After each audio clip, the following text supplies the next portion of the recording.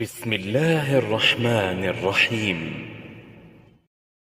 الحمد لله نستعين ونستغفر ونعوذ بالله من شرور أنفسنا وسيئات أعمالنا، من يهده الله فلا مضل له ومن يضلل فلا هادي له، وأشهد أن لا إله إلا الله وأشهد أن محمدا عبده ورسوله. In this video, inshallah, I will be talking about the Kalimah of Tawheed, its meaning, its pillars and its conditions. Firstly, the meaning of the Kalimah of Tawheed, the importance of the Kalimah of Tawheed. For that, it comes in Surah Az-Zariyat, verse 56. I did not create jinn and mankind except to worship me. So this is the importance of the Kalimah, it's the purpose of our creation. And as Allah also mentions in Surah Al-Baqarah, verse 21, O mankind, worship your Lord who created you and those before you. And Ibn Abbas explained here that worship your Lord meaning worship your Lord alone, i.e. Tawheed. So this is the crux of the matter. Okay, so then we will come to proofs for the Kalimah from the Quran and the Sunnah, the two revelations of firstly the Quran. We have the verse 19 of Surah Muhammad. So know that there is no God worthy of worship except Allah, La ilaha illallah. In Surah Al-Baqarah, verse 163, and your Ilah is one Ilah, there is no Ilah worthy of worship except Him. So again, La ilaha illahu. Surah Al-Baqarah 255, Allah, La ilaha illahu. Ali Imran, verse 6, He it is who shapes you in the wombs as He pleaseth, La ilaha illahu. And again, Ali Imran, verse 18, Allah bears witness that La ilaha illahu, and the angels and those having knowledge, maintaining His creation and justice, La ilaha illahu, the Almighty, the All-Wise, and many other verses.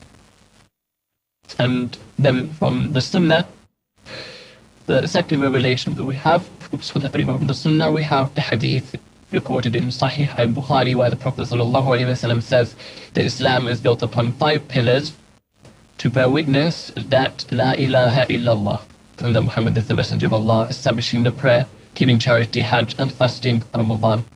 We also have the narration where the Prophet ﷺ said, and I was commanded to fight the people till they bear witness that there is no God worthy of worship except Allah, and that Muhammad is the Messenger of Allah, and they establish the prayer and give charity. So if they do that, their lives and wealth are safe from me except for the right of Islam and the reckoning upon Allah. And there are many other narrations found in all the books of Hadith. So all the books of Hadith mention these narrations. They differ in wording, but the meaning is the same.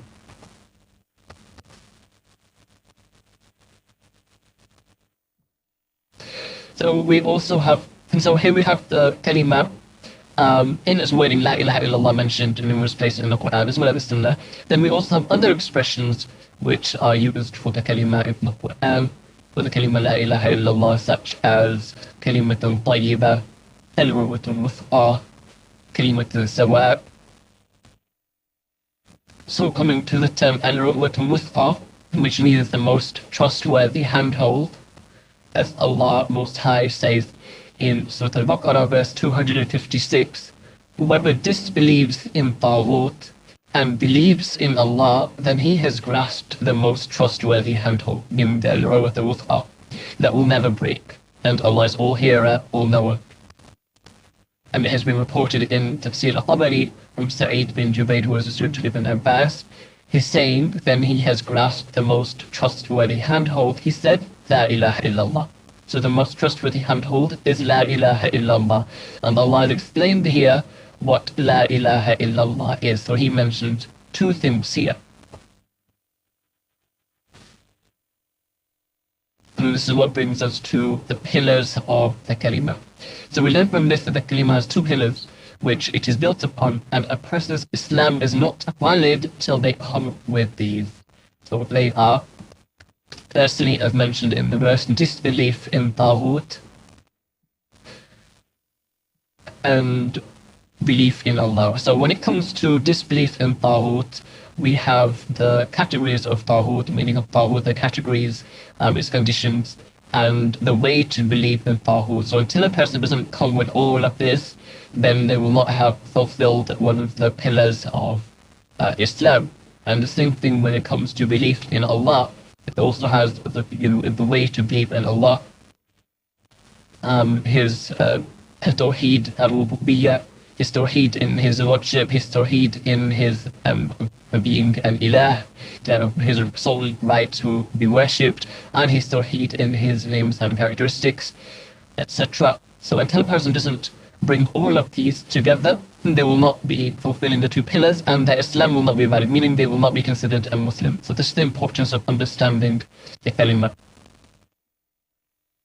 And we will be going into detail in the coming videos of what exactly Taghut is and the categories, etc., and the belief in Allah.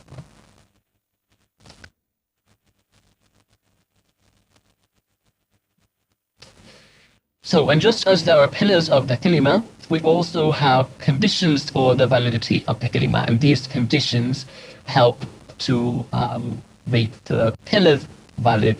So without these, again, the pillars will not be valid, and again, a person's Islam will not be correct. So what are these conditions? So then we'll mention them briefly, and we will go into detail in upcoming videos, inshallah. The first thing we have knowledge, opposite of which is ignorance. So it's important to know the Kalimah and to understand the meaning, otherwise we cannot apply it. Then we have certainty, the opposite of which is doubt. And again, so a person cannot have doubt in their faith, their iman. They have to have certainty in order for these conditions to be fulfilled, in order for their Kalimah to be correct and their Islam to be correct. There's also sincerity, the opposite of which is hypocrisy and shirk. So sincerity, to worship Allah alone, be sincere to Him alone and not including anyone else in that worship. We have love, the opposite of which is hate. So a person must hate the Taghut and its categories and the people of the Taghut, and they should love Allah above everything else. And then we have acceptance. So a person, the opposite of which is to reject. And then we have compliance or submission, to follow along. And as we said, all of these conditions need to be intact, to be there in order for Kalimah to be valid. For example, if a person accepts the Kalimah, they accept that Islam is the truth. They accept that Islam is the truth, and they know that it is the truth. They believe that it is the truth. They believe that the messenger is the real messenger, but they don't submit. They don't follow along. They don't follow Islam. That will not make them a Muslim. An example of that is the Prophet sallallahu alaihi wasallam's husband called Abu Talib. And we know that he is in hellfire despite the fact that he knew Islam was true. He accepted it. He knew that the Prophet ﷺ was the real messenger. And lastly, we have truthfulness, the opposite of which is lying. So a person to be true in their saying of the Kalimah and applying it. And inshallah, we will cover the pillars and conditions of the Kalimah in more detail in the next videos. سبحانك اللهم وبحمدك أشهد أن لا إله إلا أنت أستغفرك وأتوب إليك.